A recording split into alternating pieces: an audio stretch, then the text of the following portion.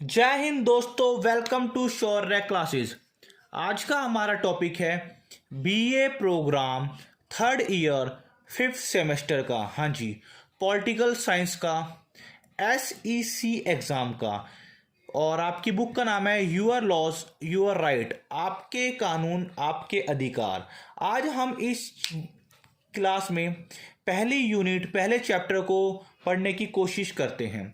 तो आइए शुरू करते हैं। अक्सर देखा गया है कि ये वाला क्वेश्चन बार बार देखने को एग्जाम में मिला है। तो आइए अब हम शुरू करते हैं। पहले चैप्टर का नाम है भारत में कानून का और शासन। भारत में कानून का शासन और आपराधिक न्याय, ये आपका पहला चैप्टर है। तो इस पूरे चैप्टर में क्या क्या बताने की कोशिश की गई है, अब हम उस पर चर्चा करते हैं। सबसे पहले हम यहाँ पे जानते हैं कि इस चैप्टर में बेसिकली कानून के बारे में बताने की कोशिश की गई है, अधिकारों के बारे में बताने की कोशिश की गई है कि कानून की प्रक्रिया को किस प्रकार से चलाया जाता है। अगर हम कानून की बात करें तो भारतीय संविधान में कानून बनाने का अधिकार संसद और राज्य की विधानसभाओं के पास दिया गया है।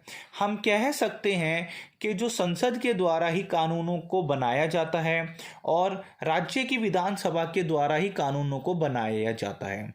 जो ये कानून होते हैं ये सरकार के 3 अंगों में से एक अंग के द्वारा तैयार किए जाते हैं, जिसको विधान पालिका के नाम से जाना जाता है। हमें पता है कि भारतीय संविधान में संसद के द्वारा ही कानूनों का निर्माण किया जाता है। और अगर हम राज्य की बात करते हैं तो राज्य की विधानसभाएं, राज्य की विधानसभा का अर्थ हो गया जो राज्य के एमएलए हैं उनके द्वारा। अगर हम संसद की बात करते हैं तो जो पूरे मुल्क में, पूरे भारत में जो एमपी हैं उनके द्वारा कानूनों का निर्माण किया जाता है। इसी प्रकार से भारत के संविधान में कुछ ऐसे अनुच्छेद हैं जो कि आपराधिक मामले से संबंधित हैं। जैसे आर्टिकल 17, अनुच्छेद 17 और अनुच्छेद 23 जो कि मौलिक अधिकारों के अंतर्गत आते हैं। अनुच्छेद 17 में और अनुच्छेद 23 में क्या है मैं आपको आगे बताता हूँ। इसी के साथ ही अब हम बात करते हैं, हमें ये पता हो गया कि भाई कानून का निर्माण किनके द्वारा किया जाता है, संसद के द्वारा और राज्य की विधानसभाओं के द्वारा। अब हम बात करते हैं भाई, इस चैप्टर में मौलिक अधिकारों का उल्लेख किया गया है। आप सबसे छोटी क्लास से ही पढ़ते हुए आ रहे हैं हमारे पास मौलिक अधिकार क्या है, मौलिक अधिकार किन्हें कहा जाता है।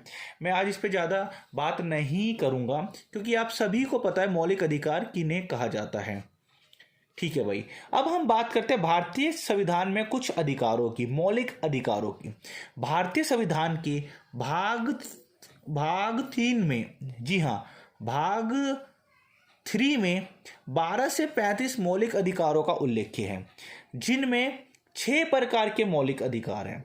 12 से 35 मौलिक अधिकार हैं, 6 प्रकार के मौलिक अधिकारों का उल्लेख किया गया है। आरंभ में ये 7 थे, संपत्ति का अधिकार भी था जो कि हटा दिया गया है। इसी के साथ साथ जो आर्टिकल 14 से शुरू होते हैं और आर्टिकल 35 पे ख़त्म होते हैं। जी हाँ, अभी मैंने कहा कि भाग 3 में मौलिक अधिकारों के जो अनुच्छेद है 12 से 35 है, लेकिन अगर हम समानता के अधिकार, जो मौलिक अधिकारों का एक भाग है समानता का अधिकार, अनुच्छेद 14 से शुरू होता है और 18 तक वह चलता है। इसके बाद है स्वतंत्रता का अधिकार, अनुच्छेद 19 से शुरू होता है 22 तक चलता है। शोषण के विरुद्ध अधिकार, अनुच्छेद 23 और 24। इसी प्रकार से धर्म की स्वतंत्रता का अधिकार, अनुच्छेद 25 से 28। सांस्कृतिक शिक्षा का अधिकार, अनुच्छेद 29 से 32। संवैधानिक उपचारों का अधिकार, अनुच्छेद 32 से 35।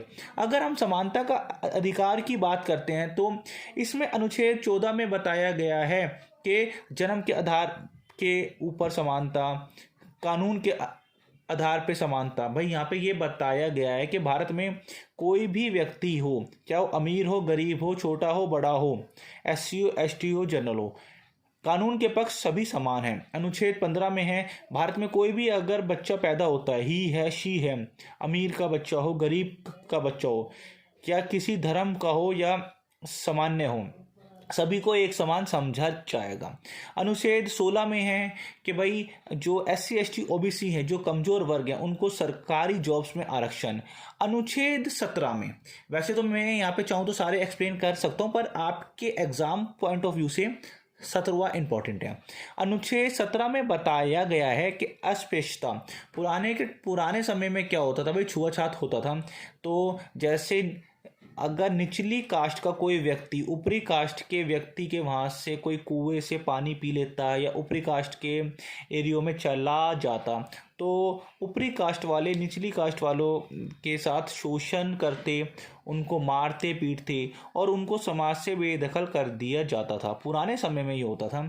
इसीलिए अस्पृश्यता का कानून के अनुसार आर्टिकल 17 के अनुसार अगर कोई भी भारत में ऐसा करता पाया जाता है तो उसे दंडनीय अपराध की श्रेणी में रखा जाएगा। अर्थात भारत में सभी इंसान अब एक समान हैं।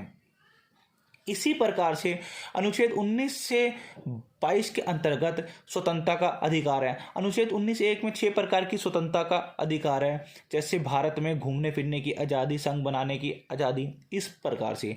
परंतु अनुच्छेद 20 और 21 में जो बताया गया है, अनुच्छेद 20 में बताया गया है कि दोष सिद्ध होने पर आपको संरक्षण दिया जाएगा। जैसे अभी रिसेंटली हमने देखा आफ्ताब वाले केस में, श्रद्धा वाले केस में, आफ्ताब एक मुजरिम है, उसको दोषी है वो, फिर भी वो कानून उसका संरक्षण कर रहा है। वो मतलब इसका अर्थ ये है कि जेल में भी उसको सुरक्षा दी गई है ताकि पब्लिक उसको मार ना दे। अर्थात अगर आप दोषी हो जाते हो तो दोषी होने पर भी आपको जीवन का अधिकार तो होगा, आपको सजा कानून के द्वारा ही सुनाई जाएगी। इसी प्रकार से अनुच्छेद 21 में है जीवन की सुरक्षा। अगर आप सेल्फ डिफेंस में अपनी जान को बचाने के लिए अगर किसी के ऊपर हाथ भी उठाते हो तो वो जीवन की सुरक्षा के अंतर्गत अनुच्छेद 21 के तहत आता है।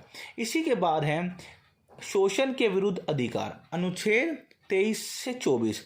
भाई 23वें अनुच्छेद में बताया गया है कि अगर 14 साल से कम उम्र के बच्चों को ऐसे कार्यों में लगाया जाता है जैसे कि कारखाने हो गए या छोटे मजदूरों वाले कार्य हो गए, तो ये एक दंडनीय अपराध की श्रेणी में आता है और उस कारखाने का जो ओनर है, मालिक है, उसके खिलाफ सख्त कार्रवाई की जाएगी।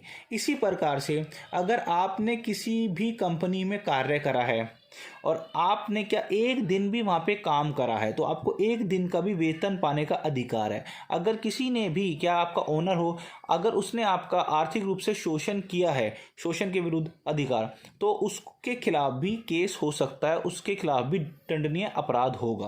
परंतु आज के टाइम में लोग बाग एक एक महीना काम कराते हैं फिर भी सैलरी नहीं देते, खौफ ही नहीं है कुछ कानून का, क्या ही कर सकते हैं। इसके बाद है धर्म की स्वतंत्रता। आप मतलब अनुच्छेद 25 से 28 के बीच में कोई भी व्यक्ति अपने धर्म को फैला सकता है। वो हिंदू से मुस्लिम हो सकता है, मुस्लिम से सिख और सिख से ईसाई, ईसाई से हिंदू। फिर है सांस्कृतिक शिक्षा।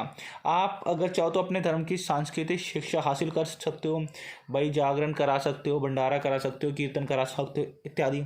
इसी के साथ साथ इनमें अगर मैं चाहूँ तो और एक्सप्लेन कर सकता हूँ, परंतु आपके चैप्टर का मेन कॉन्सेप्ट है कानून और अपराध, तो उसको ही देख के हमें यहाँ पे करना होगा। इसके बाद है संवैधानिक उपचारों का अधिकार। मोस्ट इम्पॉर्टेंट है आर्टिकल 32। हाँ जी, आर्टिकल 32 को ही, जो कि संवैधानिक उपचारों का अधिकार है, मौलिक अधिकारों के संरक्षण के अंतर्गत आता है। इसमें क्या करते हैं, जो सुप्रीम कोर्ट होता है, सुप्रीम कोर्ट के द्वारा रिट्स को जारी किया जाता है, जैसे बंदी प्रत्यक्षीकरण है या परमादेश है। भाई यहाँ पे सुप्रीम कोर्ट, भारत में जो मौलिक अधिकारों का हनन होता है तो इन्हीं रिट के द्वारा, इन्हीं संवैधानिक उपचारों के अधिकार के द्वारा वो हमारी सुरक्षा करते हैं। अर्थात यहाँ पे ये कहने की कोशिश की गई है। अगर किसी भी आम इंसान के मौलिक अधिकारों का शोषण हो रहा है, हनन हो रहा है, कोई मौलिक अधिकार कोई किसी व्यक्ति के छीनता है, तो वह व्यक्ति सीधा और सीधा हाई कोर्ट और सुप्रीम कोर्ट में जा सकता है। उसको निचली अदालत में जाने की ज़रूरत नहीं है, अधीनस्थ अदालत में जाने की ज़रूरत नहीं है। वो सीधा हाई कोर्ट में जाए, सुप्रीम कोर्ट में जाए, अगर उसके मौलिक अधिकारों का हनन हो रहा है तो, चाहे वो सरकार के थ्रू हो रहा हो, चाहे वो अमीर आदमी के थ्रू हो रहा हो, चाहे वो आर्थिक रूप से हो, राजनीतिक रूप से हो, सांस्कृतिक रूप से हो, सामाजिक रूप से हो, धार्मिक रूप से हो, किसी भी रूप से हो, इसमें हमने देखा है। तो इसके बाद आते हैं भाई मौलिक कर्तव्य। हमें पता है कि हमारे मौलिक अधिकारों की संख्या है 6, पहले थी 7, अब है 6। इसी के साथ साथ अगर संविधान ने हमें कुछ मौलिक अधिकार दिए हैं तो इसके साथ साथ मौलिक कर्तव्य भी दिए हैं। आप मुझे कमेंट करके बताइएगा कि भारतीय संविधान ने मौलिक अधिकार किस देश के अधिकारों से अंगीकृत किया है। इसी प्रकार से मौलिक कर्तव्य हमने किस देश के संविधान से अंगीकृत किए गए हैं। अगर हम बात करते हैं मौलिक कर्तव्य की, तो मौलिक कर्तव्य संविधान के भाग 4 में उल्लेख किया गया है, अनुच्छेद 51A में, 51 में, जिनकी संख्या टोटल अभी 11 है। पहले इनकी संख्या थी 10। 11वां जो मौलिक कर्तव्य सन 2002 में जोड़ा गया 86 संविधान संशोधन में। अब ये संशोधन होता क्या है भाई, संसद में अगर किसी भी कानून में परिवर्तन किया जाता है तो उस शब्द को संशोधन के द्वारा ही मतलब एक्सप्लेन किया जाता है, अर्थात किसी चीज़ में परिवर्तन करना संशोधन कहलाता है। 86वें संविधान संशोधन में 11वें मौलिक अधिकार को जोड़ा गया, जिसमें यह बताया गया कि 6 वर्ष से 14 वर्ष तक की आयु के बच्चों को अब निःशुल्क शिक्षा और शिक्षा का अधिकार अनिवार्य कर दिया जाएगा। इसके बाद यहाँ पे बात की गई है भाई सरकार के स्वरूप की। हम सभी जानते हैं कि भारत में जो सरकार का स्वरूप है वो संसदीय शासन व्यवस्था है। अब भाई संसदीय शासन व्यवस्था से पहले हमें एक चीज़ को जानना है कि संघीय राजनीतिक व्यवस्था किसे कहा जाता है।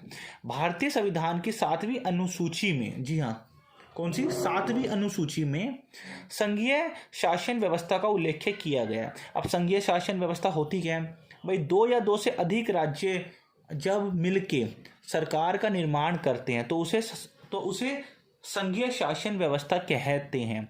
हम ये भी कह सकते हैं 2 या 2 से अधिक राज्य मिलके जब किसी सरकार का निर्माण करते हैं तो उसे संघीय शासन व्यवस्था के नाम से जाना जाता है। इसीलिए भारत में अगर हम पूरे भारत की बात करते हैं तो वहाँ पे केंद्र सरकार है, जी हाँ, सेंट्रल गवर्नमेंट। अगर हम स्टेट की बात करते हैं तो यहाँ पे राज्य सरकार है, मतलब स्टेट गवर्नमेंट। यहाँ 2 प्रकार के अब शासन हो रहे हैं, एक तो राज्य सरकार का हो रहा है, दूसरा केंद्र सरकार का हो रहा है। हम दूसरे शब्दों में ये भी तो कह सकते हैं कि भाई एक जो राज्य होता है उसमें मुख्यमंत्री का अधिकार होता है। अगर हम पूरे भारत की बात करते हैं तो वहाँ पे अधिकार प्रधानमंत्री का होता है। तो ये संघीय शासन का ही एक रूप है। संघीय शासन व्यवस्था में संसद होती है जिसमें MP बैठते हैं पूरे मुल्क से, और इसी के साथ साथ राज्यों की विधानसभाओं के द्वारा कानूनों का निर्माण किया जाता है, जो कि मैं आपको पहले बता चुका हूँ।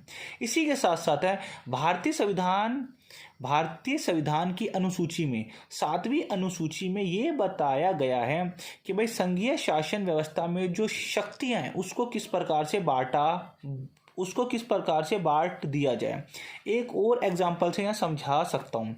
आपने सभी ने स्कूल में पढ़ा होगा, तो स्कूल में पावर किसके पास होती है? स्कूल में पावर होती है प्रिंसिपल के पास। भाई प्रिंसिपल की शक्ति है, एक ही सिर्फ प्रिंसिपल होता है। लेकिन अगर हम स्कूल में टीचरों की बात करें तो 100-120 के आसपास या फिर 80 या फिर 50 के आसपास मतलब टीचर होते हैं। इट मीन्स जो टीचर होते हैं वो प्रिंसिपल के मुकाबले में बहुत अधिक संख्या होती है, लेकिन पावर किसके पास है? प्रिंसिपल के पास। लेकिन पूरे स्कूल को चला कौन रहा है? जो उस क्लास की टीचर है, हर एक क्लास की टीचर। तो इसी प्रकार से हम कह सकते हैं भाई अगर प्रिंसिपल के पास पावर है, मैं एग्जांपल से बताता हूँ कि अगर जो प्रिंसिपल है वो स्कूल के 97 विषयों पे कानून बना सकती है, और जो मतलब जो क्लास की टीचर है अगर वो 66 विषयों पे कानून बनाती है तो इसमें पावर किसके पास है? पावर है प्रिंसिपल के पास।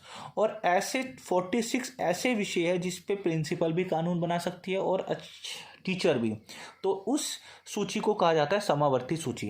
अब हम जानते हैं कि संघीय सूची कौन सी है। संघीय सूची उस सूची को कहा जाता है कि जिसमें केंद्र सरकार कानूनों को बना सकती है, जिसमें 97 विषय थे। पहले इसमें 98 के आसपास विषय थे, अभी 97 विषय हैं। समय के साथ साथ इनमें विषयों की संख्या में परिवर्तन हो जाता है। अब आप बोलोगे भैया ये विषय क्या है? जैसे भाई सीबीआई होगी, सुरक्षा हो गया, सुप्रीम कोर्ट की जो शक्तियों से संबंधित या जो सुप्रीम कोर्ट के कार्यपालिका से संबंधित, ऐसे 97 ऐसे विषय हैं जो कि केंद्र सरकार के अधीन हैं। उसी प्रकार से अगर हम राज्य सरकार की बात करें तो पहले ये 66 थे, अब ये 62 हो चुके हैं। समय के साथ साथ इनकी संख्या में परिवर्तन होता है। जैसे भाई हर एक राज्य की अपनी पुलिस है, हर एक राज्य पे हाई कोर्ट भी है, हर एक राज्यों पे जेल भी है। तो यहाँ पे जैसे जेल होगी, हाई कोर्ट होगी, पुलिस होगी, ये ऐसे टोटल 62 या 66 विषय हैं जो कि राज्य के सरकार के अधीन आते हैं। अगर हम समवर्ती सूची या समवर्ती सूची की बात करें, इसको बोला जाता है यूनियन लिस्ट, इसको बोला जाता है स्टेट लिस्ट, इसको बोला जाता है कॉन्करेंट लिस्ट। अगर हम कॉन्करेंट लिस्ट की बात तो करते हैं, समावर्ती सूची की बात करते हैं, तो इसके विषय पहले 46 थे जो अब बढ़ के 52 हो चुके हैं। जैसे एजुकेशन है, चिकित्सा है, आपने सुना होगा कि सेंट्रल स्कूल, आपने सुना होगा स्टेट स्कूल। तो एक राज्य में केंद्रीय विद्यालय भी होते हैं और राजकीय विद्यालय भी होते हैं। अर्थात जो शिक्षा का विषय है वो सेंट्रल का भी है और जो शिक्षा का विषय है वो स्टेट का भी है। तो जब दोनों के विषय एक हो तो उसको समावर्ती सूची में रखा जाता है। हालांकि अगर दोनों में मतभेद होता है फिर भी जो स्टेट ने जो अंतिम निर्णय उस सूची में लिया है वही मान्य होगा। इसी प्रकार से आपने स्टेट के हॉस्पिटल भी सुना होगा और सेंट्रल के हॉस्पिटल भी सुना होगा। तो अगर आपको ये वीडियो पसंद आ रहा है तो प्लीज़ वीडियो को लाइक ज़रूर कीजिए और अगर आप कमेंट करते हो तो इससे हमें मोटिवेशन मिलता है।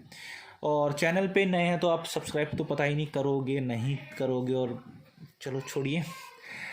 अध्यादेश। अब हम बात करते हैं अध्यादेश होता क्या है।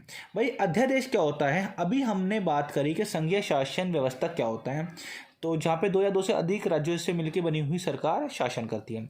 उसी में ही अनुच्छेद 123 में राष्ट्रपति और अनुच्छेद 213 राज्यपाल का जिक्र है। भारतीय संविधान के अनुच्छेद 123 में राष्ट्रपति के द्वारा एक अध्यादेश जारी किया जाता है। इसी प्रकार से अनुच्छेद 213 में राज्य के अंदर राज्यपाल के द्वारा एक अध्यादेश जारी किया जाता है। अब ये भाई अध्यादेश होता क्या है? जब संसद का कोई भी सत्र नहीं चल रहा हो या फिर जब इमरजेंसी हो तो राष्ट्रपति अध्यादेश के माध्यम से कोई भी कानून पारित कर सकता है। एग्जाम्पल बताता हूँ। सपोज करो आपके अभी स्कूल ऑफ है और अचानक से स्कूल के लिए कोई निर्णय लेना पड़ जाए, तो निर्णय लेता कौन है? प्रिंसिपल, कि भाई कल और परसों स्कूल बंद होएगी, मतलब ऐसा कुछ। इसीलिए आप ये मानिए जब संसद का कोई भी सत्र नहीं चलता, आप मुझे कमेंट करके बताइएगा कि संसद के कितने सत्र होते हैं। 3 सत्र होते हैं, लेकिन कौन कौन से होते हैं आप कमेंट करके मुझे बताइएगा। तो जब संसद का कोई भी सत्र नहीं होता और उस टाइम कुछ इमरजेंसी हो तो भाई उस टाइम पे कानून बनाएगा कौन? वैसे तो कानून का काम है संसद का और राज्य की विधान मंडल का।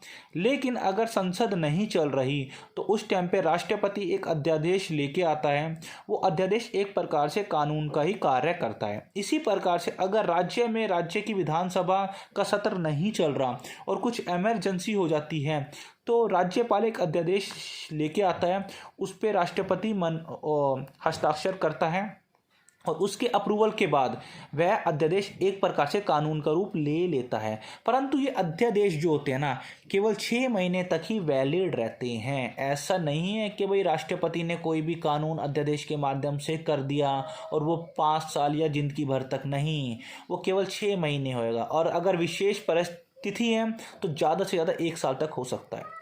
इसी प्रकार से हम देखते हैं कानून का शासन होता क्या है। भाई कानून किसे कहा जाता है? कानून कुछ नियमों की ऐसी श्रृंखला होती है कि जिसके द्वारा शासन चलाया जाता है। कानून, अभी आपको पता हो गया है कि कानून क्या होता है। भारत में कोई भी कार्य किया जाता है वो कानून तथा संविधान के द्वारा किया जाता है। कानून का शासन का अर्थ है लोकतांत्रिक सरकार। भाई लोकतांत्रिक सरकार का अर्थ हो गया कि लोगों ने जिस सरकार को चुना है वही सरकार शासन को चलाएगी। अगर मान लो हमने चुनी है, जैसे उदाहरण के लिए बीजेपी, और सरकार अगर कांग्रेस चलाती है तो ये अलोकतांत्रिक हो गया। लोकतांत्रिक का अर्थ है कि लोगों ने जिसको भी चुना है, मैं यहाँ किसी पार्टी को सपोर्ट नहीं कर रहा, मैं एक उदाहरण के रूप में बताया है। यहाँ पे बताया हुआ है कि लोकतांत्रिक सरकार जिसको भी चुनती है वही शासन को चलाता है, अर्थात शासन कानून के माध्यम से चलता है। इसी के प्रकार से जो शासन होता है, प्रशासन होता है, सभी कानून की देखरेख में होते हैं। और ये आज से नहीं हो रहा, ये मानव सभ्यता के आरंभ से हो रहा है। ये प्राचीन काल की सभ्यता के समय से हो रहा है। इसी के साथ साथ अगर कानून का शासन होगा तो शांति तथा विकास होगा। भाई एक एग्जांपल से समझ सकते हैं। अगर आप ड्राइविंग कर रहे हो और ग्रीन लाइट हो जाती है तो आप अपनी गाड़ी को रेड लाइट से निकाल लेते हो। लेकिन अगर रेड लाइट है और सभी व्यक्ति अपनी अपनी गाड़ी को आगे निकालने की कोशिश करते हैं तो क्या वहाँ शांति हो पाएगी? क्या वहाँ पे कोई भी निकल पाएगा? कोई नहीं निकल पाएगा। अर्थात हम कानूनों को फॉलो करते हैं, हम कानूनों को मानते हैं कि भाई हमें भी कानूनों को मानना है, क्योंकि वो जो कानून है हमारे फ़ायदे के लिए हैं। इसीलिए अगर कानून का शासन होगा तभी समाज में शांति होएगी और विकास हो पाएगा। इसमें बहुत कुछ है यार, पर आप बुक में तो बेस थोड़ा सा ही है। इसी के साथ साथ है कानून के शासन के अधीन सरकार होती है। भाई सिंपल सी बात है, कानून के अधीन ही तो सरकार होएगी। सरकार बिना कानून के कार्य थोड़ी ना करती हैं। जिस प्रकार से आपके स्कूल में जो प्रिंसिपल है, टीचर है, वो भी एक संवैधानिक रूप से हैं, वो भी एक कानूनी रूप से हैं। कोई भी आम इंसान जाके स्कूल का प्रिंसिपल नहीं हो जाएगा जब तक वो उस प्रिंसिपल की क्वालिफिकेशन को फुलफिल नहीं कर पाता या फिर उस पद तक वो चुन के नहीं आ पाता। तो इसीलिए बोला गया है कानून के अधीन सरकार। यहाँ पे पर आज के टाइम में क्या होता है कि कहीं कहीं पे जो भारतीय मूवीज़ के थ्रू दिखाने की कोशिश की जाती है, हो सकता है ये कहीं पे सत्य हो, सरकार के अधीन ही कानून होते हैं। लेकिन होता क्या है, कानून के अधीन सरकार होती है। सरकार तभी वो सरकार बनती है जब वो वैध रूप से कानूनों का पालन करे। इसी के साथ साथ नियमों के द्वारा सरकार को चलाया जाता है। बिना किसी नियम के कोई भी सरकार नहीं चल सकती। जैसे कोई भी अगर संसद में आता है, अगर वो लोकसभा से आता है तो उसको चुनाव में लड़ना पड़ेगा, चुनाव में खड़ा होना पड़ेगा। इसके साथ साथ उसको जीतना भी होगा। अगर वो लोकसभा से आ रहा है, राज्यसभा से आ रहा है, तब तो फिर क्या ही कह सकते हैं। इसी के साथ साथ हैं भाई संसद विधानसभाओं के कार्यों की विधि द्वारा कानून के शासन के अधीन बताया गया है कि कानून के अधीन जो सरकार होएगी ना, वो सारे के सारे जो कार्य करेगी वो कानून के अधीन होएगी। अर्थात संविधान में जो कानून बताए गए हैं, संविधान में संसद के द्वारा, विधानसभाओं के द्वारा जो भी कार्य किए जा रहे हैं वो कानूनों के अधीन होके ही किए जा रहे हैं। जैसे शिक्षा मिनिस्टर का कार्य क्या है, एजुकेशन के स्तर को सुधारना, एजुकेशन प्रोवाइड करना। फाइनेंस मिनिस्टर का कार्य क्या है भाई, इनकम का सुचारू रूप से चलाना और भारत की इनकम को बढ़ाना है। इसी प्रकार से, क्योंकि उनको ये कानूनी अधिकार दिए गए हैं, इसी प्रकार से अगर हम कानूनी नियमों को औपचारिक विशेषताएं बताए तो भाई बहुत सिंपल है। कानूनी नियमों की औपचारिक विशेषताएं क्या है? भाई कानून, कोई भी कानून तभी कानून का रूप धारण करता है जब जनता द्वारा या फिर जब जनता की इच्छा हो। हम कह सकते हैं कोई भी कानून तभी बन पाता है जब जनता का उस बात को सपोर्ट किया जाए, अर्थात जनता द्वारा बनाए जाने वाले जो नियम होते हैं वो कानून में परिवर्तन हो जाते हैं। इसीलिए कानून वही होते हैं जो कि जनता के द्वारा बनाए जाने चाहिए, या फिर मतलब जनता के जो सोच होती है उनसे पूछा, जब अब जनता आंदोलन के थ्रू सरकार में कोई भी बदलाव मतलब चाहती है तो सरकार उसको बदलने की कोशिश करती है। जैसे अभी हुआ था, अभी जैसे सरकार ने अभी किसानों के लिए संविधान में संशोधन करके मतलब कृषि संबंधी कानूनों को बनाया था, लेकिन जो किसान भाई हैं उन्होंने आंदोलन करा, उनको सपोर्ट मिला और उन्होंने इस आंदोलनों के थ्रू अपनी बात को सरकार तक पहुंचाया। तो सरकार ने फिर अंत में क्या करा, अपने कानूनों को वापस लिया और जो जनता चाहती थी वही कानूनों को संविधान में लेके आए। हम कह सकते हैं कि जनता द्वारा बनाए जाने वाले कानून ही आगे कानून का रूप ले लेते हैं। इसके साथ ही साथ है स्पष्ट होना चाहिए, कानून को स्पष्ट होना चाहिए। ऐसा नहीं है कि भाई अमीर इंसान के लिए अलग हो, गरीब इंसान के लिए अलग हो, ऊपरी कास्ट वाले के लिए अलग हो। कानून सभी के लिए एक समान है। अभी मैंने आपको आर्टिकल 15 में बताया था कि क्या था। इसी के साथ साथ कानून समय के लिए एक साथ नहीं होना चाहिए, समय के साथ साथ आवश्यकताओं के अनुसार कानून में परिवर्तन भी किया जाना चाहिए। इसी के साथ साथ कानून ऐसा हो जो शांति, जो समानता, जो इक्वालिटी, जो पीस तथा जो विकास के पथ पे लेके जाए। बस थोड़ा सा हो रहा है, उसके बाद ये चैप्टर समाप्त हो जाएगा। ये पूरा चैप्टर है। इसके बाद है इसमें बताने की कोशिश की गई है भाई धारा 2 में पुलिस संगठन का उल्लेख किया गया है। भाई भारतीय मतलब एक कि भाई हर एक राज्य में एक पुलिस संगठन होगा। उस पुलिस संगठन के जो सबसे सर्वोच्च अधिकारी होगी वो DIG के नाम से जाने जाएंगे।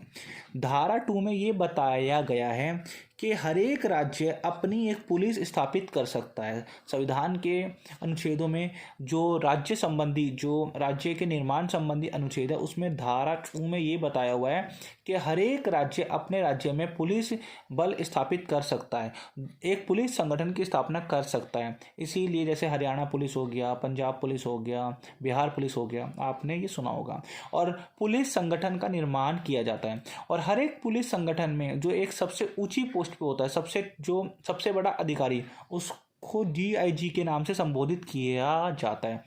उसी को पुलिस महानिर्देशक के नाम से जाना जाता है। ये पुलिस में सबसे शीर्ष पर होता है। इनके अधीन SP तथा DM होते हैं।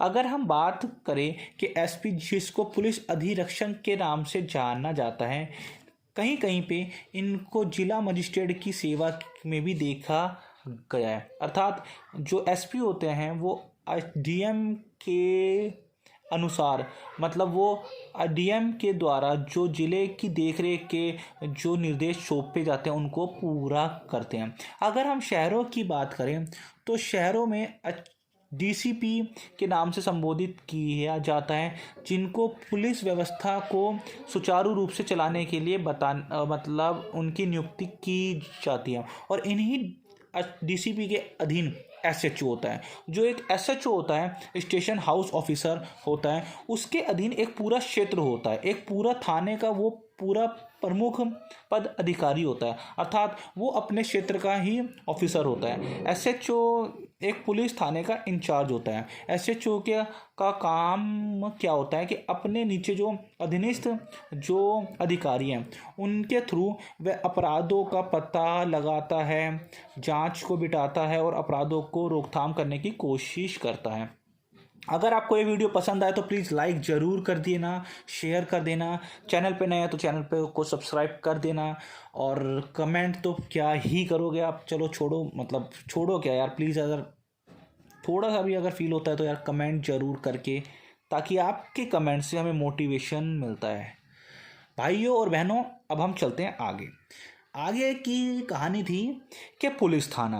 हर एक क्षेत्र में एक पुलिस थाना होता है। पुलिस थाना ये प्राथमिक इकाई होती है हर एक क्षेत्र की, अर्थात अभी जो सबसे ऊपरी इकाई थी पुलिस संगठन, जहाँ पे डीआईजी होता है। अगर हम सबसे निचली इकाई की बात करें तो वो पुलिस थाना होता है।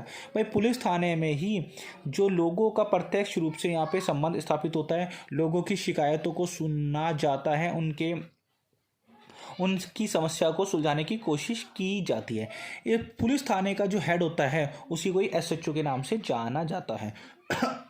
इसी के साथ साथ पुलिस थाने के साथ साथ भाई पुलिस अधिनियम, एक एक्ट, एक संगठन का बताया गया था पुलिस अधिनियम। अगर कोई भी पुलिस वाला अपने कार्यों को उचित रूप से नहीं करता और पुलिस कार्य के दौरान वो किसी भी ऐसी गतिविधियों में शामिल होता है जो असंवैधानिक होती है, तो पुलिस अधिनियम 1861 के अनुसार उसको सज़ा सुनाई जाती है। ज़्यादा से ज़्यादा उसका 3 महीने का वेतन काट दिया जाता है। मान लो भाई, सपोज करो, उदाहरण के लिए आपने अपने आसपास के क्षेत्र में एक पुलिस कंप्लेंट करी है और पुलिस वालों ने उस पर अच्छी तरह कार्रवाई नहीं करी, और आपके पास ऐसा सबूत है कि भाई पुलिस वालों ने उस कार्रवाई को ढीला लिया या कोई भी कार्य करा, ऐसे ही उसको अपनी ड्यूटी को ईमानदारी से ना करके असंवैधानिक कार्य कर दिया। तो ऐसे में जब जांच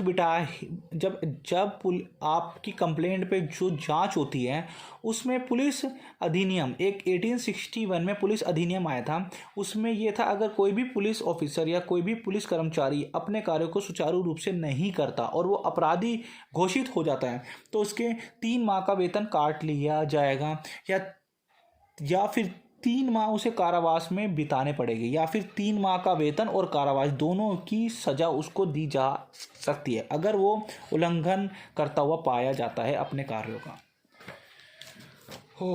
बस ख़त्म होने वाला है, ज़्यादा से ज़्यादा 5 से 7 मिनट और है। आप 1 से 2 बार वीडियो देखोगे तो आपको पूरा चैप्टर समझ में आ जाएगा।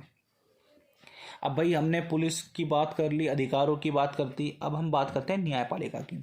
भारत में जो न्यायपालिका का जो स्वरूप है, जो स्ट्रक्चर है, वो एक त्रिभुजकारी है, पिरामिड के रूप का है। भारत में जो सबसे निचला जो न्यायपालिका होती है ना, उसको जिला तथा सत्र न्यायालय के नाम से जाना जाता है। हम उस डिस्ट्रिक्ट कोर्ट के नाम से भी जान सकते हैं। उसके बाद उनके ऊपर होता है हाई कोर्ट। भाई सबसे नीचे सत्र न्यायालय, उनके ऊपर जिला न्यायालय, उनके ऊपर होता है हाई कोर्ट, उनके ऊपर होता है सुप्रीम कोर्ट जो सबसे सर्वोच्च न्यायालय है। अगर आप सत्र न्यायालय के न्याय से खुश नहीं हो तो आप जिला न्यायालय पे जा सकते हो। अगर वहाँ से भी आप खुश नहीं हो तो आप हाई कोर्ट पे जा सकते हो। अगर हाई कोर्ट से भी आप खुश नहीं हो तो आपको सुप्रीम कोर्ट जा सकते हो। परंतु जब आप सुप्रीम कोर्ट जाते हो और सुप्रीम कोर्ट ने जो निर्णय सुनाया वही निर्णय मान्य होगा, सर्वोत्तम, और वही निर्णय, चाहे आपको यहाँ से कड़ी से कड़ी सजा हो। परंतु अगर इस सुप्रीम कोर्ट ने अगर ये बोला कि भाई आप पूरे केस से बरी किए जाते हो, तो आप इन दोनों का निर्णय कोई मान्य नहीं रखा जाएगा। हालांकि सुप्रीम कोर्ट तक पहुंचते पहुंचते वो जो केस होता है 10 साल 15 साल तक तो लग जाते हैं, क्योंकि केस संख्या ही इतनी है। अगर हम बात करें भारत में सुप्रीम कोर्ट की, तो टोटल सुप्रीम कोर्ट कितने हैं? पूरे भारत में एक ही सुप्रीम कोर्ट है जो कि नई दिल्ली में है। अगर हम हाई कोर्ट की बात करते हैं तो पूरे भारत में 24 हाई कोर्ट है। आप मुझे कमेंट करके बताइएगा कि 24 हाई कोर्ट क्यों है। भाई 2 या 2 से अधिक राज्यों का एक हाई कोर्ट भी हो सकता है, परंतु जैसे दिल्ली है, दिल्ली का एक ही हाई कोर्ट है, और क्योंकि दिल्ली में सुप्रीम कोर्ट भी है। और इसके साथ साथ अगर हम पंजाब की बात करें और हरियाणा की बात करें तो इनका हाई कोर्ट एक ही है। इसके साथ साथ जिला और सत्र जो न्यायालय हैं वो हर एक जिले में होते हैं। इनकी तो संख्या जिले के अनुसार होती है। इसी के साथ साथ जो इन न्यायपालिका में, जो न्यायालयों में जो मुकदमे होते हैं वो दो प्रकार के होते हैं, या तो वो दीवानी मुकदमे होंगे या तो वो फौजदारी मुकदमे आते हैं भाई। अब दीवानी मुकदमे कौन से होते हैं? दीवानी मुकदमे उन मुकदमों को कहा जाता है जो कि पैसों से संबंधित होते हैं, प्रॉपर्टी से संबंधित होते हैं, ज़मीन जायदाद से संबंधित होते हैं। फौजदारी उनसे होते हैं जो कि मारपीट से होते हैं, खून खराबे से होते हैं, या फिर फाइट से होते हैं। इन मुकदमे को फौजदारी, अर्थात यही मुकदमे पहले यहाँ जाते हैं, फिर यहाँ जाते हैं, फिर ऊपर सुप्रीम कोर्ट में।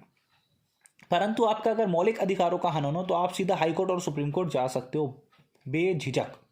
इसी के साथ साथ हैं, अब भाई क्या है, प्रत्येक जिले में जो जिला सत्र न्यायालय होते हैं उनमें इसी प्रकार से जो अब गांव होते हैं, गांव के भी अलग से अपने न्यायपालिका होते हैं जिनको मुंसिफ के नाम से जाना जाता है, जिनको गांव में मजिस्ट्रेट के नाम से जाना जाता है।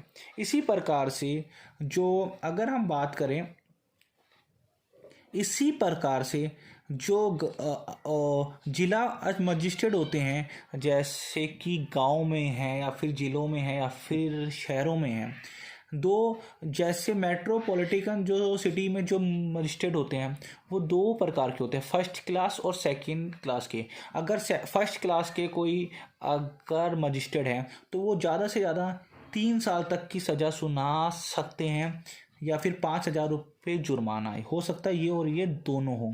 या फिर सेकंड क्लास के जो मजिस्ट्रेट होते हैं वो 1 वर्ष की सज़ा और ज़्यादा से ज़्यादा 1,000 रुपये तक का जुर्माना किसी भी मुकदमे के ऊपर।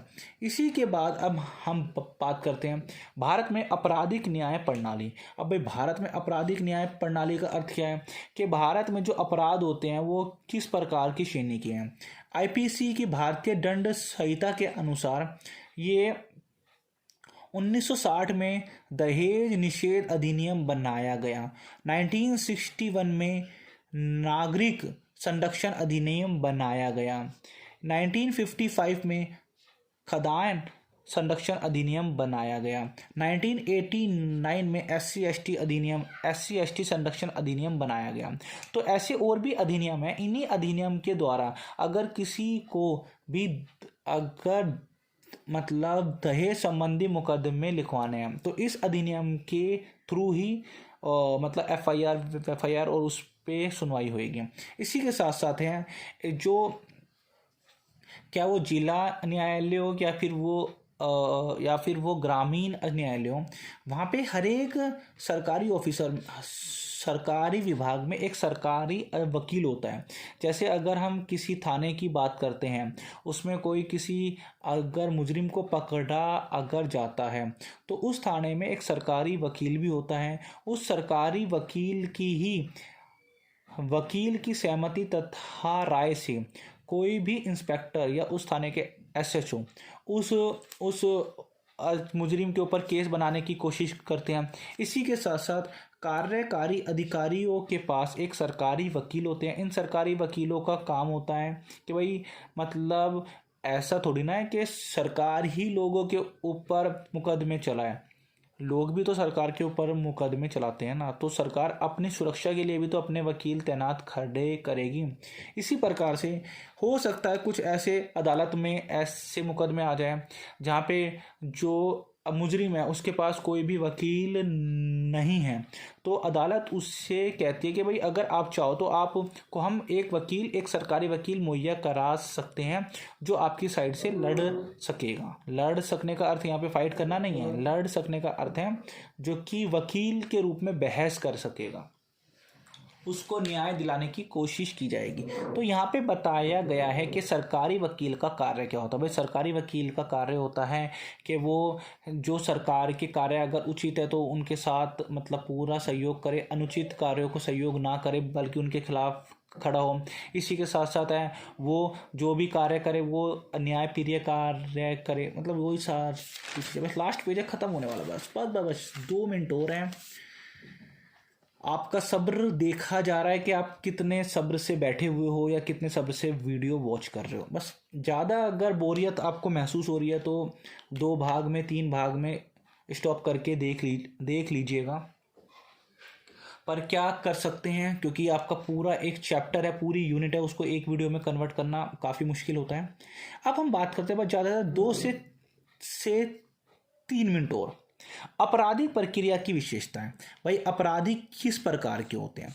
भाई आपकी बुक में ये बताया गया है कि आईपीसी की जो धारा है उसमें 37 अध्याय हैं, अर्थात 37 चैप्टर हैं। उन 37 चैप्टर में 484 खंड बताए गए हैं। हम बोल सकते हैं कि 37 यूनिट में 484 मतलब चैप्टर्स हैं। इस प्रकार के खंड में उन्होंने ये बताया है कि आईपीसी के जो अपराधी को 2 प्रकार की कैटेगरी में रखा गया है। एक तो अपराधों का वर्गीकृत, कि भाई अगर किसी भी मुजरिम ने कोई अपराध किया है तो वो अपराध किस में आएगा, क्या वो फौजदारी में आएगा या फिर वो दीवानी में आएगा, या फिर अपराधों का रूप क्या है, उसने किस प्रकार का अपराध किया है। किसी का अगर शोषण करा है तो वो भी तो अपराध है। इसीलिए इनकी जांच के चरण क्या है, इन सब का उल्लेख आपराधिक प्रक्रिया की विशेषता में बताया गया है। भाई अगर कोई अपराध किया जाता है तो उसकी तो जांच होएगी, और जब जांच के आदेश होते हैं तो खोजबीन के द्वारा जांच की जाती है, अर्थात जब्त प्रणाली के द्वारा जांच की जाती है, या फिर उसको गिरफ्तारी की शक्ति या फिर गिरफ्तारी के माध्यम से जांच की जाती है। जब जांच के आदेश होते हैं, खोजबीन के आदेश होते हैं, तो या तो अग्रिम जमानत होएगी या तो गिरफ्तारी पश्चात जमानत होगी। अगर कोई भी मुजरिम, किसी ने कोई अगर गुनाह करा है और तो उसके खिलाफ जांच होती है, भाई ये अब गुनाह किसने करा है, उस मुजरिम ने करा है। अब मुजरिम की पड़ताल होएगी, खोजबीन होएगी। अब मुजरिम को गिरफ्तार किया जाता है। अगर उसको गिरफ्तार किया जाता है तो उसके खिलाफ आगे की कार्रवाई होती है।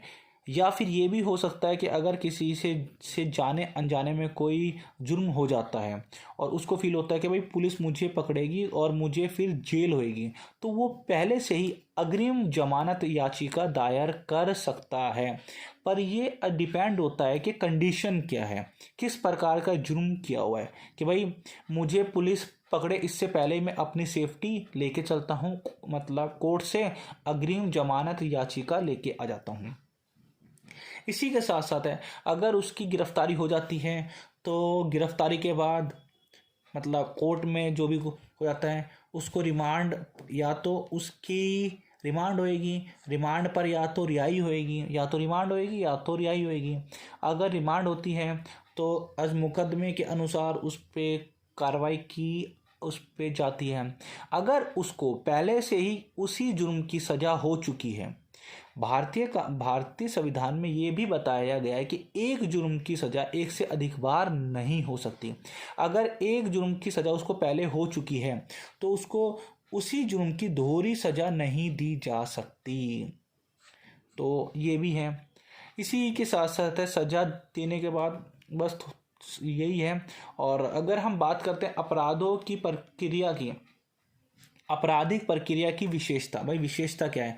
अपराधों को पहले जाना जाता है, पूछताछ की उनसे जाती है। अपराध उसने अगर किसी व्यक्ति ने अपराध करा है तो क्या करा है उससे पूछताछ होएगी, उसकी गिरफ्तार किया जाएगा, उसको रिमांड पे लिया जाएगा, उसकी या तो जमानत होएगी या तो जांच के आदेश होएगी, जांच के बाद उस पर चार्जशीट होएगी, फिर उस पर आरोप प्रत्यारोप होएगी, फिर जो गवाह है, आई विटनेस है, उसको बुलाया जाएगा, उसके भी उससे भी पूछा जाएगा, और फिर दलीलें सुननी मतलब जाएगी कि आपने ऐसा क्यों करा, किस लिए करा, क्या रीज़न था, फिर निर्णय लिया जाएगा। अंत में सज़ा होएगी कि भाई क्या होगा और क्या नहीं।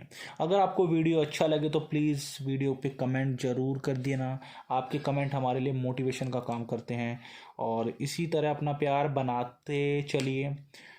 तो अब हम मिलते हैं कल एक नई वीडियो के साथ, और कोशिश करते हैं जो कल की वीडियो वो एजुकेशन के ऊपर हो और